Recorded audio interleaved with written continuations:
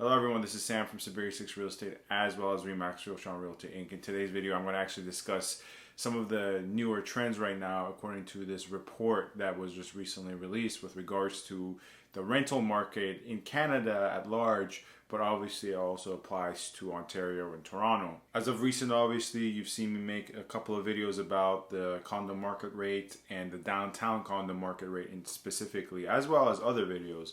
But since we're focusing on that a bit, this is all interconnected in my frank opinion, because when you're looking at the Toronto rental stats and the market trends, according to this latest report and other sources as well, you see that there is an influx and increase of demand in terms of rentals, meaning landlords putting their property onto the market for rent. And a part of that, a good chunk of that, is condominiums, and I would say condominiums in central locations and even central locations in downtown area.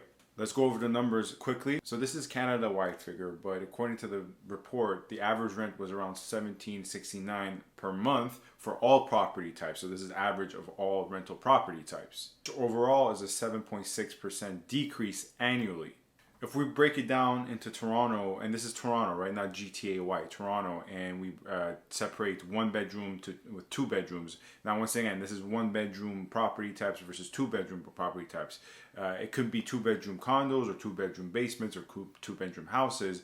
It's just separated and distinguished based on the bedroom numbers. If you look at one bedroom, the average price of one bedroom apartments in Toronto was $2,013, which according to this chart on the screen, if you're taking a look at it, is about a 1.3% decrease. And this $2,013 figure is a month-over-month decrease. This 1.3% is a month-to-month decrease. The year-over-year increase is a larger figure, as you can see from the chart. So the year over year for one bedrooms is 13% decrease, whereas the year for two bedrooms is an 8% decrease. And we see a similar decrease of 1.2% for two bedroom property types. So the average price for that was $2,600, $2,655 to be exact.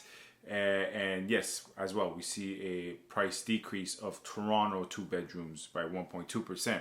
Now, if you look at this chart, obviously there's some other locations outside of Ontario, but Mississauga is down, Toronto is down, and a lot of other locations in the GTA are down. But what's interestingly enough up is North York. I would say that would chiefly have to do with the fact that if my assumptions are correct and that there's this mass migration outside of central parts of the city, either that migration is not occurring in North York because it is central, however it is somewhat removed, wherein you do get the best of both worlds, where there is a suburb type of feel and they're spaced out and you're not suffocated in terms of how close you are in proximity, but at the same time it is very central. So that can be one explanation there. Another explanation can be the fact that people who are migrating outside of Toronto are moving to North York. And it's not the case that everyone is moving to outside areas further east, further west, or further north. Anyways, that was a quick video, quick as I can.